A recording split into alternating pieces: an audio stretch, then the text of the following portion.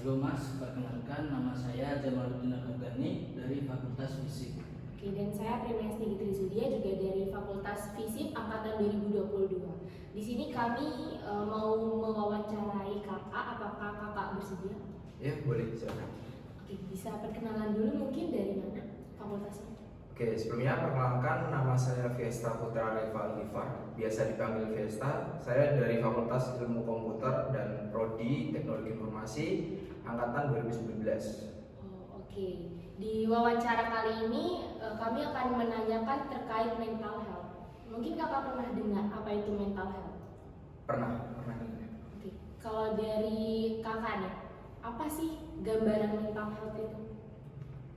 Mental health itu gimana caranya kita untuk memiliki ketenangan jiwa gitu kan, atau kebahagiaan lah, intinya jangan sampai kita mengalami gangguan kejiwaan kan, intinya di situ. Oh iya, benar-benar. Untuk kesehatan mental ini kan bisa terganggu. Apakah kakak juga mengetahui apa saja gangguan mental? Oke, terkait gangguan mental, ini sebatas pengetahuan saya. Kalau gangguan mental itu ada beberapa. Contohnya itu misalnya kayak kita itu depresi, kemudian ada juga namanya anxiety atau kecemasan, kemudian ada bipolar juga, kemudian ada juga namanya skizofrenia tadi. Seperti itu. Terus pengetahuan saya. Apa yang Mas rasakan ketika menghadapi problematika tersebut? Mungkin pernah merasakan sebelumnya ada problematik. Mungkin dari keempat yang saya sebutkan tadi itu saya pernah mengalami mungkin anxiety atau kecemasan, kemudian saya pernah depresi juga, kemudian ya bipolar juga pernah sih. Untuk menanggulangi hal tersebut, mungkin saya lebih ke gimana caranya melakukan suatu kegiatan itu yang bikin saya itu happy gitu. Misalnya ketika saya depresi, kemudian saya bingung mau ngelakuin apa gitu. Kalau di dalam agama saya gitu kan, agama Islam itu saya sholat gitu untuk menenangkan jiwa kan.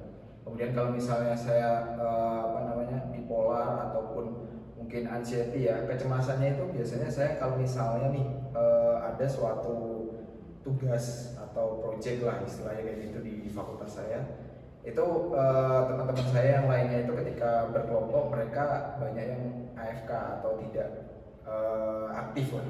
Jadi saya harus melakukan semuanya itu secara individu atau sendiri, yang itu menyebabkan terkadang saya juga harus berpikir keras kan. Kadang juga cemas, kadang juga gimana caranya biar saya juga kayak namanya manusiawi ya, kadang depresi juga gitu, karena kan juga ini berpengaruh terhadap nilai kan. Jadi harus gimana caranya biar saya terlepas dari situ. Ya biasanya saya kayak sholat, kemudian ya mencari sesuatu hal yang memang bisa bikin saya itu bahagia gitu. Menurut Mas, apakah penting bagi kampus memiliki layanan mental health bagi mahasiswa? Menurut saya sangat penting karena di angkatan saya, angkatan 2019 itu sekarang kan memang sudah saatnya untuk skripsi ya.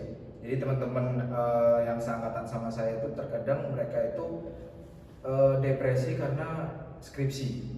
Jadi gimana caranya ya mungkin adanya layanan tersebut itu bisa kayak menjadikan mereka itu kembali gimana caranya mengerjakan skripsi dengan baik gitu. Karena mereka juga ada keluarga gitu kan. Kalau misalnya mereka depresi, mereka kan ada berita yang saya baca itu kayak misalnya mahasiswa di Malang itu mereka sampai bunuh diri karena depresi dan lain-lain kan. Itu kan kayak misalnya nggak bagus lah gitu. Jadi gimana caranya dengan adanya layanan tersebut jadi membuat mahasiswa tingkat akhir seperti saya ini biar ada kayak sesi curhat lah gitu, atau sesi gimana kita mencurahkan isi hati lah istilah kayak gitu.